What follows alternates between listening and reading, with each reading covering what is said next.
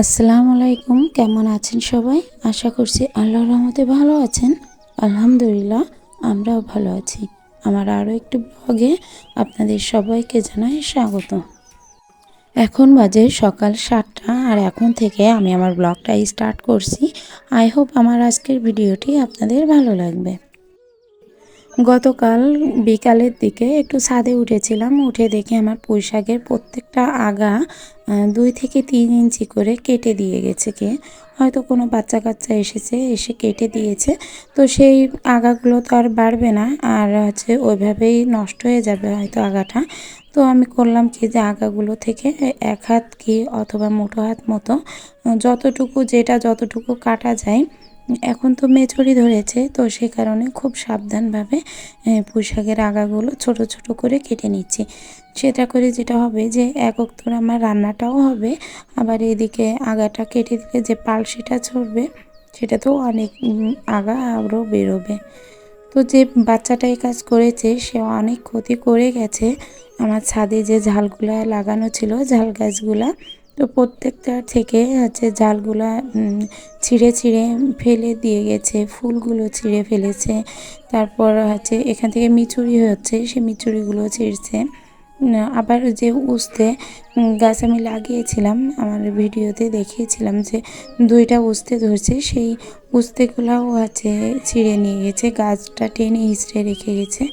তো হয়তো কোনো বড় মানুষ করেনি, বড় মানুষ করলে হয়তো এরকমটা ক্ষতি করতো না।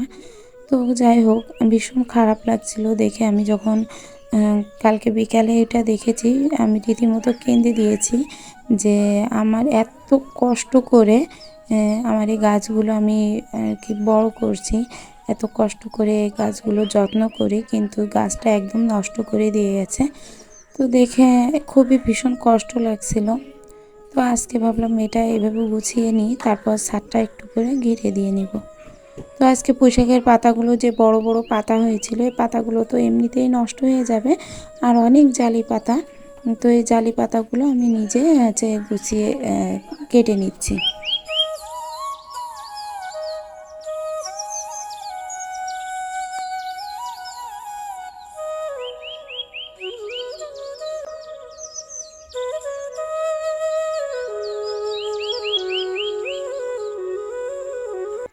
শাশুড়িকে আজ হসপিটালে নিয়ে যেতে হবে, তো সে কারণে অনেক সকাল সকাল রান্নাটা করতে হচ্ছে, কেননা হসপিটালে তো অনেক সিরিয়াল লেগেই থাকে।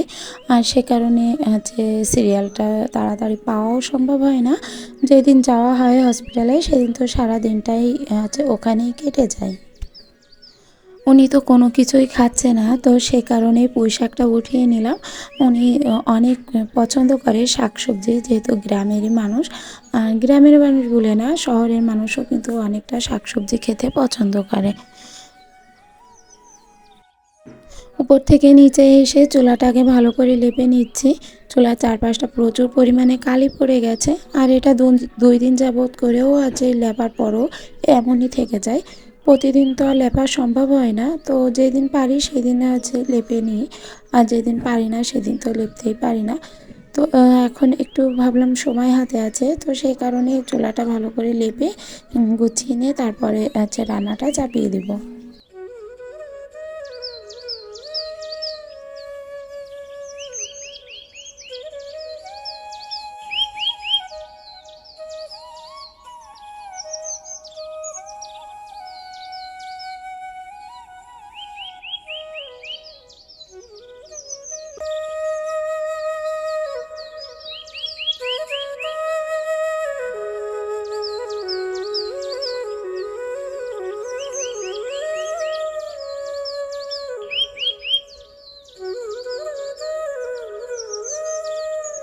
চুলাটা প্রায় লেপা হয়ে গেছে, আর চারপাশটা তো আর কাদা দিলাম না, অল্প একটু বাড়িয়ে নিয়ে লেপে নিই।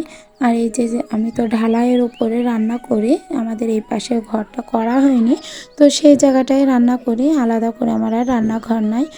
আমার শাশুড়ির জন্য গতকাল রাত্রে মাংস রান্না করেছিলাম। উনি মাংস বলতে ওনার শরীরটা তো ভীষণ খারাপ, তো উনি মাংস খায়, সলিড মাংস খায় না, পা, গলা, তারপর চামড়া এগুলো খেতে খুব পছন্দ করে।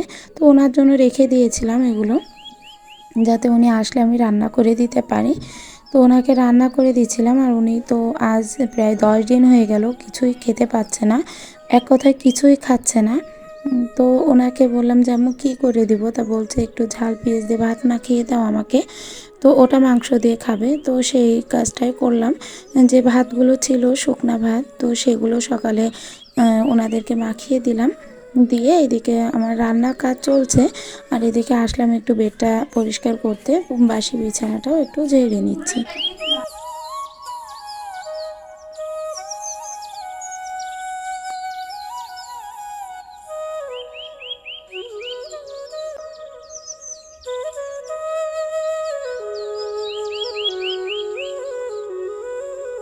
আমাদের এদিকে বেশ ঠান্ডা পড়া শুরু হয়ে গেছে এখন, এতদিন বুঝতে পারিনি। গতকাল এই যে 3টা দিন নিম্নচাপ গেল, আর এই নিম্নচাপের কারণে একটু বোঝা যাচ্ছে শীতকাল চলে আসছে। আর রুমের ভিতর ঢুকলে তো একদমই বোঝা যায় না। তো এই নিম্নচাপে এত পরিমাণে ঠান্ডা বাড়ছে, যে কারণে কম্বলটা বেরো করতে হয়েছে সেই রাত্রেই। আর এদিকে হচ্ছে কমপ্লিট করে আসছি, বাসি বেড টেড ঝেড়ে আসছি, পুরো ঘরটা ঝাড়ু দিয়ে গুছিয়ে তারপর বাইরে বেরোয়েছি। আর এখন শাশুড়ি বলছে যে একটু কিছু খাবে। তো ওনার যেহেতু গ্যাসের প্রবলেম, যাতে পেটটা খালি না থাকে সেটাও খেয়াল রাখতে হচ্ছে। তো কি দেব সেটা ভাবছিলাম, তা ভাবলাম একটু পেঁপে মাখিয়ে দিই। তো এখানে পেঁপেটা ভালো করে কুড়িয়ে নিচ্ছি, নিয়ে এটাকে মাখিয়ে দেবো।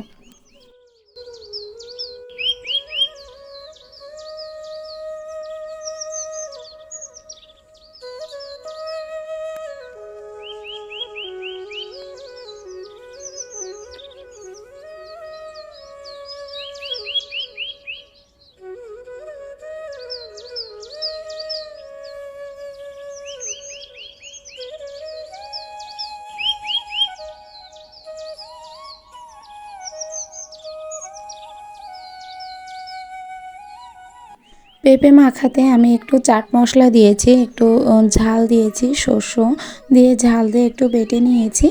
আর হচ্ছে চাট মশলাটা দিয়েছি, একটু লবণ দিয়েছি, আর 1 কোয়া মতো তেঁতুল দিয়েছি। দিয়ে এটা ভালো করে চটকে চটকে মাখছি। আর এটা খেতে কিন্তু ভীষণ পরিমাণে ভালো লাগে। আর ওনার মুখে তো যেহেতু কোনো কিছু স্বাদ পাচ্ছে না, সে কারণে এই টক ঝালটা ওনার খেতে ভীষণ ভালো লাগবে, আর মুখেও ভালো লাগবে, একটু রুচি বাড়বে মুখের। বাবুর রুমটা একটু বেডটা ঝাড়াটা বাকি ছিল, তো ওই দিকের কাজটা কমপ্লিট করে আসলাম, শাশুড়িকে ওইটা মাখিয়ে দিয়ে এসে এদিকে আবার বেডটা একটু ঝেড়ে নিচ্ছি। কেননা এটা যদি না গুছাই তাহলে আবার হচ্ছে নোংরা এভাবেই থেকে যাবে, পরবর্তীতে আর হাত দেওয়া হবে না। আর যে কোনো কাজ আমি যখন কাজটা করি তখন পুরোটা কমপ্লিট না করলে পরবর্তীতে আমার আর নিজের কাছে এনার্জি হয় না যে কাজটা করব। কিন্তু যখন যেটা করব তখন একদম একটানা পুরো কাজটা কমপ্লিট করে নিব। তো নিচে যে সম্পূর্ণ কাজ করা কমপ্লিট হয়ে গেছে, মানে রান্না বান্না করেছি, পুরো 2টা রুম গুছিয়েছি, শাশুড়ির খাওয়া দাওয়া নাস্তা সব দেওয়া শেষ। আর এখন গোছলের আগে ভাবছি যে ছাদটা একটু ঝাড়ু দিই। যে 2টা দিন বৃষ্টি হয়েছিল, তো সেটার কারণে তো ছাদটা অনেকটা নোংরা হয়েছে। তো সেই কারণে এই জায়গাটা একটু ভালো করে ঝাড়ু দিয়ে ময়লাগুলো ফেলে দিব। আর এই ময়লাগুলো ফেলে দিয়ে তারপর হচ্ছে আর কোথাও ময়লা আছে কিনা সেগুলো দেখে একবারে সম্পূর্ণ পরিষ্কার করে নিয়ে তারপর গোসলে যাব।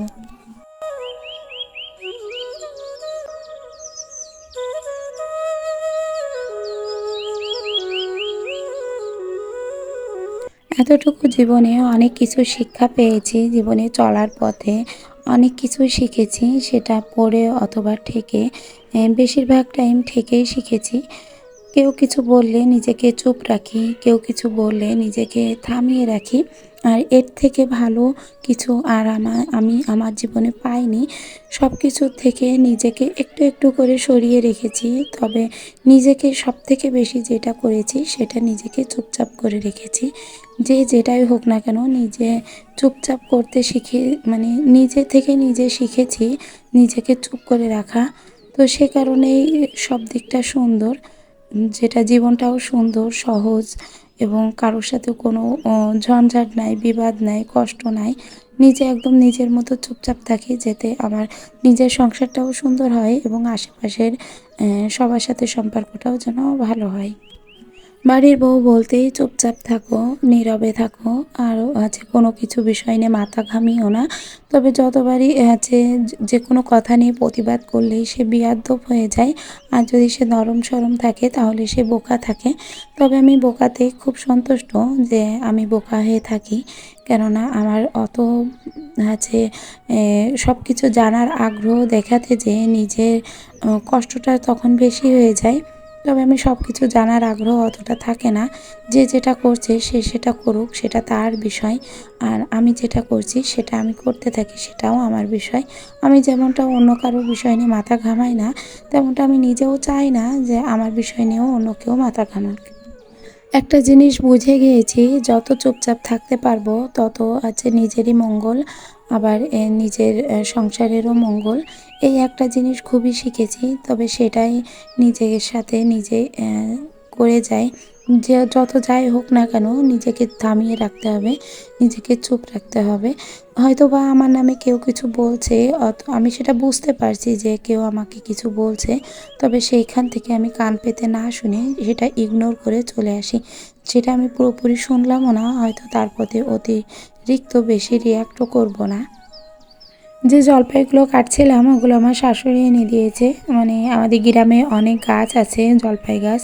তো এবছর তেমনভাবে জলপাই ধরেনি, যেটুকু ধরেছে সেটুকু নিয়ে এনেছে। তো জলপাইগুলো ভালো করে ধুয়ে গুছিয়ে কেটে রেখে দিলাম। এবার আচারটা তৈরি করার পালা। আচারটা এখনই করতে পারলাম না একটু সমস্যার কারণে। আর একটু ঝামেলা হচ্ছে বাসায়, অনেক কাজকর্ম করে আছে, এদিকে আবার ভিডিও করতে হয়। তো সম্পূর্ণ দিক থেকে একটু হিমশিম খেয়ে যাচ্ছি। আর এদিকে আমার হাজব্যান্ড আমার ওই অবস্থা দেখে উনি একটু মাছটা কুটে দিচ্ছে। আর আমার বেশিরভাগই মাছটা উনিই কুটে দেয়, কেননা আমি অনেক ধরনের হয়তো কাজে থাকি, মেয়েকে খাওয়াতে লেট হয়, আবার এদিকে ব্লগ করি। উনি একটু বোঝে, উনি যথেষ্ট বোঝে আমাকে। তো সে কারণে আল্লাহর কাছে অনেক লাখ লাখ শুক্রিয়া যে অন্তত যার সাথে সংসার করি সে অন্তত বোঝে যে আমার সমস্যাটা।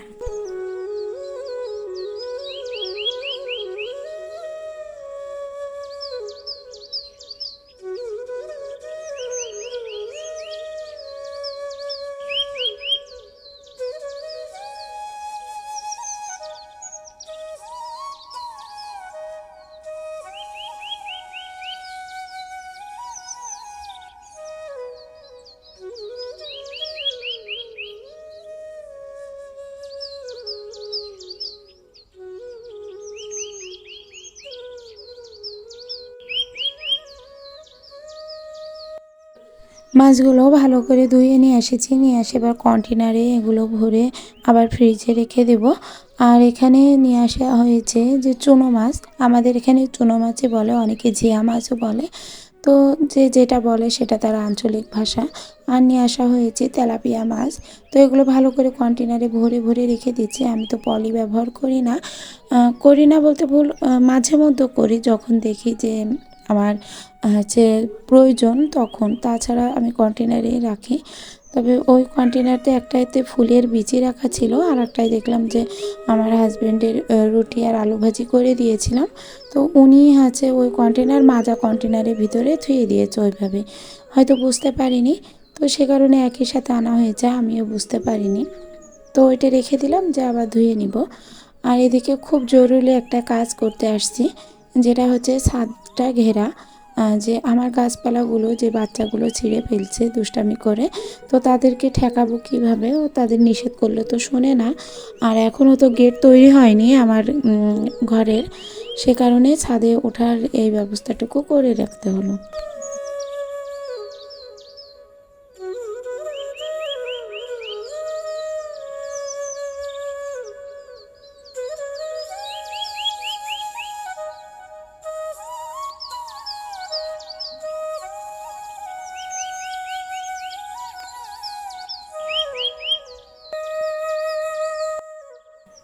এই মুটকিটাতে একটু ফেব্রিক্স কালার দিয়ে একটু কালার করে নিয়েছি, কেননা এটা জং ধরে একদম নষ্ট হয়ে গেছিলো। আর এই কাচের বয়ামটাতে একটু আমের আচার ছিল, সেটা অল্প একটু ছিল, তো সেটা বেরো করে রেখে তারপর গরম পানি দিয়ে ভালো করে ভীম দিয়ে ওয়াশ করে নিলাম, কেননা যখন জলপাই তেলটা দেব তখন ওটাতে ভরতে পারবো, শুকাতে দিলাম।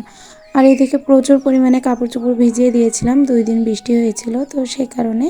আর এই তো পুরো বেড়াটা গুছিয়ে নিলাম, নিয়ে এই কাজটা করতে হলো আমাকে।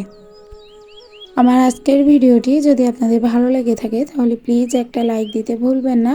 আর যদি আপনি আমার চ্যানেলটাতে নতুন হয়ে থাকেন প্লিজ একটা সাবস্ক্রাইব করবেন আর আমার পাশে থাকবেন। আল্লাহ হাফেজ।